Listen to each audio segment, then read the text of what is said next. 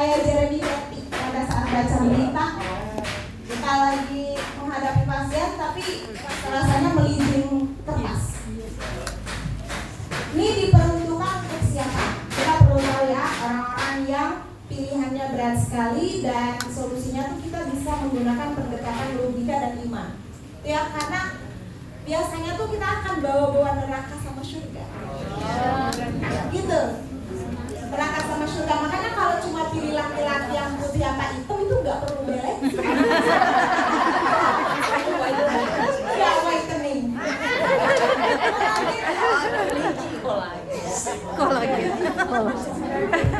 Nah, lanjut ya. Kemudian susah memaafkan, dendam itu masuk. Karena nanti pendekatannya dalam Al-Quran itu nggak ada ayat untuk meminta maaf. Yang ada tuh ayat untuk memaafkan. Coba lihat orang-orang yang memaafkan kehidupannya bagaimana. Yang memaafkan itu bukan karena dia rendah, tapi karena dia berhak bahagia membebaskan dirinya dari dendam. Nah kayak gitu tuh. Tuh itu bahasa-bahasa dalam situ kayak gitu. Itu ketika diletakkan di tangan kanan ya, hal positif ya. Nah kalau untuk diri negatif nanti ya pasti berkaitan dengan hal-hal yang ya, misalnya efeknya dari melakukan perbuatan negatif itu apa? Ya. Efek kan semuanya. Mau melakukan hal positif punya efek, negatif punya positif. Jadi misalnya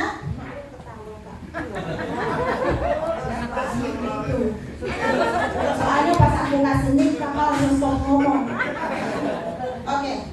Jadi pada saat misalnya case-nya dendam, pundak kanan kayak tadi ya, tidak ada ayat Al-Quran yang menyuruh tentang minta maaf misalnya. Kemudian pundak kiri tidak harus langsung ayat, tapi misalnya makanya tadi aku bilang di awal, yang logis dan pendekatan iman. Jadi jangan langsung masuk iman, langsung ayat, langsung apa. Ini bukan lagi ceramah. Tapi kita juga harus masuk ke logika dia. Gitu. Nah, pada saat misalnya bagian kiri ya dendam, coba lihat. Dendam itu akan membawa saudara-saudara yang lain, misalnya permusuhan. Pada saat permusuhan bukan kita doang sama orang yang kita tidak sukai yang bermusuhan, bisa membawa keluarga besar. Coba lihat kehidupan orang-orang yang penuh dengan dendam, mukanya kusam, susah senyum, jarang didekati orang, kayak gitu-gitu tuh. Itu kan masuk akal. Nah, gitu ya. Terapinya apa? Balancing ini, pola terapinya adalah 9. Makanya poinnya tadi yang disampaikan, sebisa mungkin sesama gender antara pasien dengan terapis. Tapi kalau memang kondisinya yang nggak harus juga bukan tambah pasien atau bukan tambah terapis kan, tapi menggunakan media pembantu untuk sentuhan. Gitu ya, ini nih yang do and don't-nya gitu. Kemudian iya.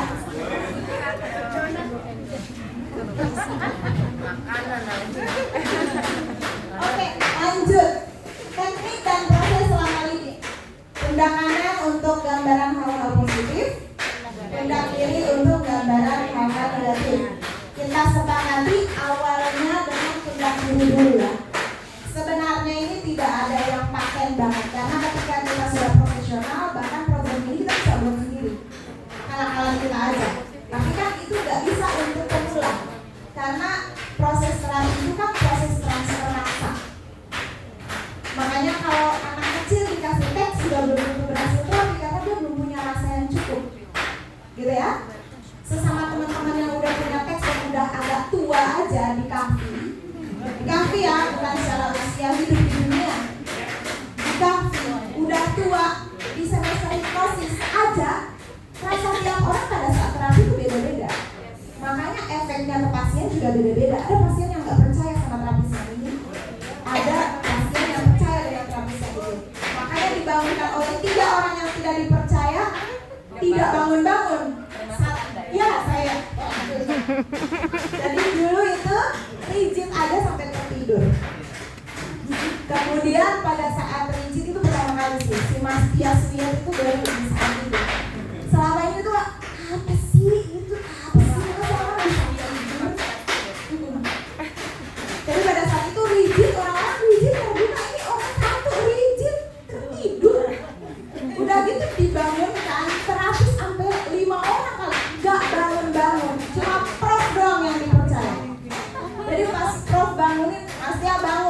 bangun. Yang lain-lain tuh, beta bangun, beta. Saya hitung sampai 3, beta bangun. Gak bangun. Karena memang itu trust issue. Karena ada yang, aduh gimana nih kak, ibu tuh gak mau bangun. Itu tuh, apaan sih kalau ini gak usah.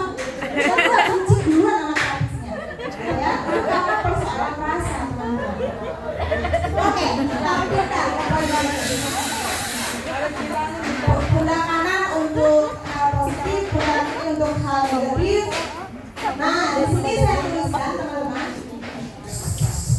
Gunakan kata-kata yang mengarah pada faktor. Masih ingat faktor? Visual,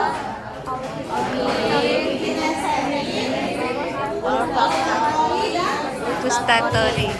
Jadi pada saat kita memberikan gambaran di pundak kiri atau pundak kanan, teman-teman gunakan diksi misalnya. Bayangkan, itu kan untuk orang-orang visual. Bayangkan di situ ada gambaran kehidupan Anda di situ. Misalnya, lihatlah bagaimana Anda ketika Anda menyebarkan senyuman kepada banyak orang. Itu orang visual, ya. Kemudian dengarkan. Ternyata banyak sekali orang-orang yang mengungkapkan rasa bahagia bertemu dengan Anda. Dengar. Kemudian rasakan. Senang sekali, bahkan bukan cuma Anda yang senang. Anda bisa merasakan kebahagiaan orang-orang yang menerima senyum Anda. Senang. Ya kan kalau senyum nggak ada cium. Semua orang mencium bau mulut Anda kan enggak karena senyum.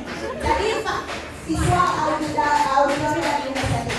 Ya, jadi bayangkan atau visualisasikan, ya, lihat itu visual, dengarkan Auditory. ya, dengarkan. Ini kalau kita mudik, kamu kuat kan? Nggak usah pura-pura nggak tahu ya? Enggak, kamu kuat. Oke, fokus lagi. Pada saat kita menggunakan diksi-diksi auditori dengan pendekatan neraka dan surga, saya neraka, dengarkan betapa banyak orang yang berteriak minta tolong, betapa banyak orang yang berteriak minta ampun karena siksaan yang dia rasakan. Bahkan atas izin Allah Anda bisa merasakan siksaan yang orang itu alami. Misalnya kayak gitu. Kan kalau kita main serba udah bagus, vokalnya oke, ya gimana orang gak sembuh atas izin Allah, gitu ya.